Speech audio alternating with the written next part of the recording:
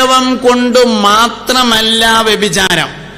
ശ്രദ്ധിക്കണേ നിങ്ങള്, ലൈംഗികാവയവം കൊണ്ട് മാത്രമല്ല വ്യഭിചാരം ഉള്ളത്.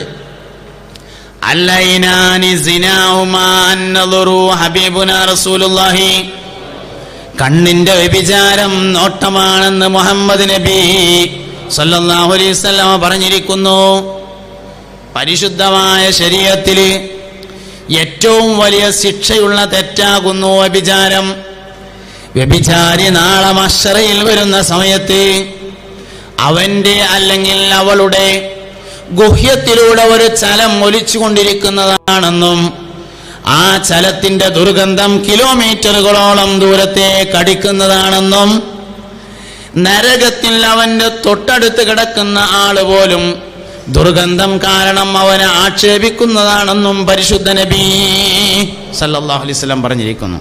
ഇസ്ലാമിക ശരീഅത്തിൽ ഏറ്റവും കുറ്റമുള്ളൊരു തെറ്റാണ് വ്യഭിചാരം. യുളാഅഫു ലഹുൽ അദാബു യൗമൽ ഖിയാമത്തി വയഖ്ലുദു ഫീഹി മുഹാനാ, വ്യഭിചാരികൾക്ക് നാളെ ശിക്ഷ ഇരട്ടിയാക്കപ്പെടുന്നതാണ് എന്ന് പരിശുദ്ധ ഖുർആൻ പറഞ്ഞിട്ടുണ്ട്. എല്ലാ തെറ്റുകൾക്കും ഒരു ശിക്ഷയാണ്, വ്യഭിചാരത്തിന് ഇരട്ടി ശിക്ഷയാണ് എന്ന് വിശുദ്ധ ഖുർആൻ പറഞ്ഞു.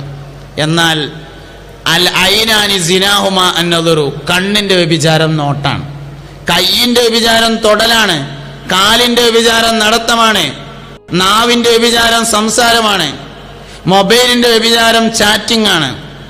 എല്ലാത്തിനും വ്യഭിചാരമുണ്ട്. എല്ലാത്തിനും ഈ ശിക്ഷ തന്നെയാണ്. എല്ലാ സംഗതിക്കും ഇത് തന്നെയാണ് ശിക്ഷ.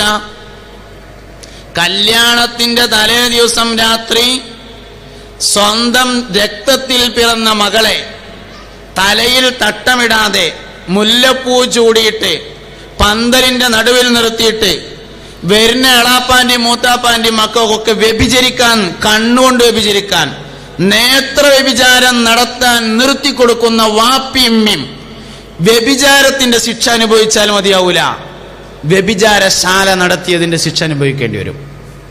അൽ ഐനാനു സിനാഹുമാ അന്നദുറു, ഞാൻ പറഞ്ഞതല്ല, മുഹമ്മദ് നബി പറഞ്ഞതാ. കണ്ണിന്റെ വ്യഭിചാരം നോട്ടാണ്. വ്യഭിചരിക്കണില്ല എന്ന് പലപ്പോഴും നമുക്ക് തോന്നിയേക്കാം.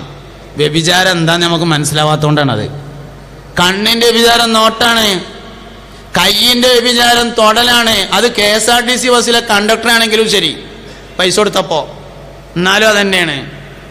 നാവിന്റെ വ്യഭിചാരം സംസാരമാണ്. അത് ട്രാവൽസിലെ കുട്ടികളോടാണെങ്കിലും അങ്ങനെ തന്നെയാണ്. നാവിന്റെ വിചാരം സംസാരമാണ്, കാലിന്റെ വിചാരം നടത്താണ്. ഇതൊക്കെ വിചാരമാണ്. ഗുഹ്യം കൊണ്ട് മാത്രമല്ല വിചാരം. അതുകൊണ്ട് ഇന്ന് സമൂഹത്തിൽ ഗൗരവം നഷ്ടപ്പെട്ട ഒരു തെറ്റായി വ്യഭിചാരം മാറി.